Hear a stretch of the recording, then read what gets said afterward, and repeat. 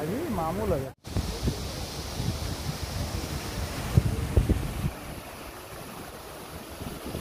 అనంతపురం జిల్లాకు జీవనాధారమైన తుంగభద్ర ఎగువ కాలువ కనీస మరమ్మతులు 4 సంవత్సరాలుగా చెయ్యని కారణంగా ప్రతి ఏడాది ఎక్కడో ఒక చోట గన్లు పడ్డమో పైపింగ్ ఏర్పడమో జరుగుతూ ఉంది.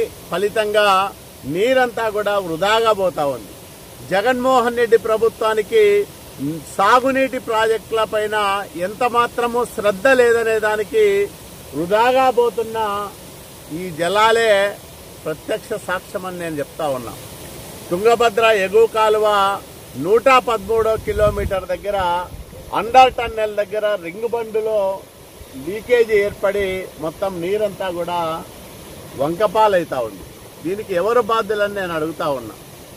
తెల్లవారుజామున 1 గంటకి ఇక్కడ పైపింగ్ ఏర్పడితే ఇంతవరకు కనీసం ఒక్క నాయకుడు కూడా ఇక్కడ వచ్చి చూసిన పాపాన పోలేదు.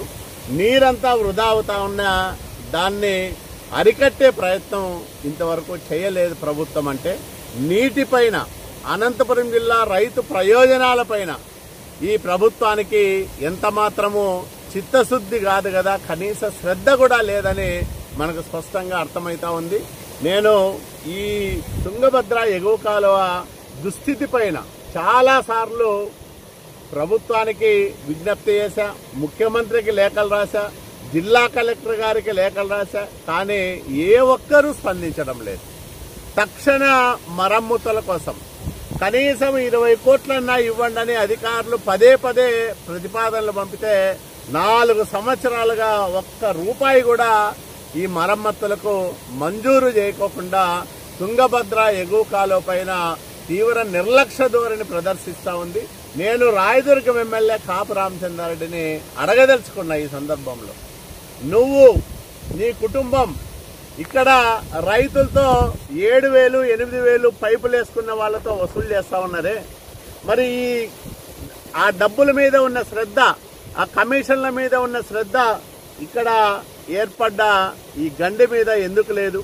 నీరంతా వృధాగా పోతా అంటే కనీసం వచ్చి చూసి దీన్ని అరికట్టే ప్రయత్నం ఎందుకు చేయడం లేదని నేను కాపు రామచంద్రరెడ్డిని అడుగుతా ఉన్నాం.